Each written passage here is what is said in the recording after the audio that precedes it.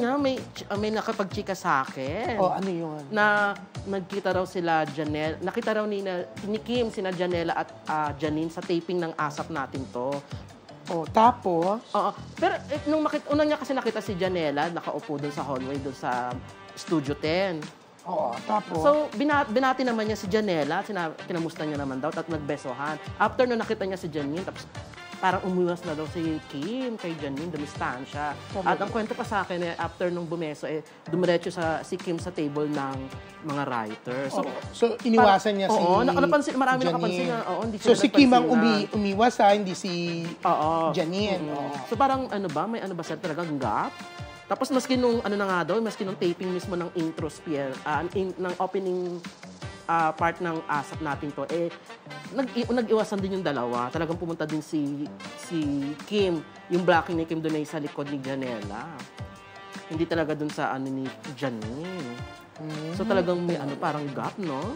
Ako? Kasi nga, di ba, na-i-issue dati si Janine na ex-boyfriend daw ni Paolo, pero never naman nila inamin. Hindi totoo yung sinabi mo na nai-issue si Janine na ex-boyfriend ni Paolo kasi ex-girlfriend yung issue.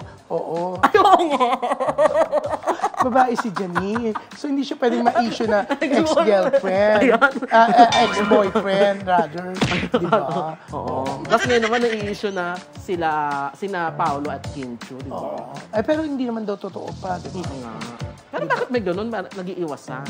Nag-iiwasan? What do you mean nag-iiwasan? Paano bang iwasan niyo? Hindi sila nag-hi, hello, goodbye. Kunyari, pag nag-iiwasan si Kim at Janine. Oo. So, kunyari, ako si Kim, nakaupo ko dito, tapos padaan ka. Paano bang pag-iwas? I-reenact mo nga? Wala ako dun, ha? Wala ka dun, pero kunyari nga lang. Paano mo na nakita? Seryoso, hindi ka naman marunong umarte, kaya hindi mo rin naman marireact.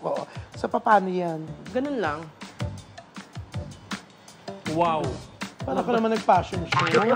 Hindi kaya dumiretso ka na sa labas? Umalis ka na? Oo, parang naghahabol ka, parang may pupuntahan ka, di ba? Oo nga. Pero yun nga, nakakaloka yung mga ganyang issue ng iwasan, di ba? Pero at least hindi si Janine ang umiwas.